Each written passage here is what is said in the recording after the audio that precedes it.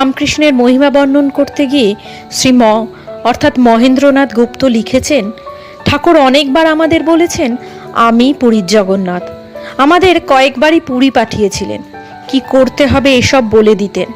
একবার বলে দিলেন শ্রী জগন্নাথ দেবকে আলিঙ্গন করতে।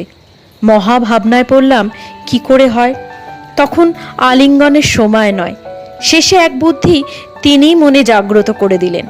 অনেকগুলো রেজকি পয়সা, কিছু টাকাও ছিল। পকেটে করে নিয়ে গিয়ে সব ছড়িয়ে ফেললাম গর্ভমন্দিরে। পাণ্ডারা সব যখন ওই সব কুড়োচ্ছিল, আর আমি সেই ফাঁকে রত্নবেদিতে উঠে শ্রী জগন্নাথ দেবকে আলিঙ্গন করলাম। কেউ কেউ দেখতে পেয়ে হৈ হৈ করে উঠল। আমি ফস করে নেমে প্রদক্ষিণ করতে লাগলাম। অন্ধকারে কেউ বুঝতেই পারল না যে কে ছিল। যিনি আমায় বলে দিয়েছিলেন তিনিই বুদ্ধি দিলেন, আবার তিনিই ভিতরে লোভ দিয়ে ওদের সরিয়ে দিলেন। এখন ভাবলে অবাক হই, কি করে এই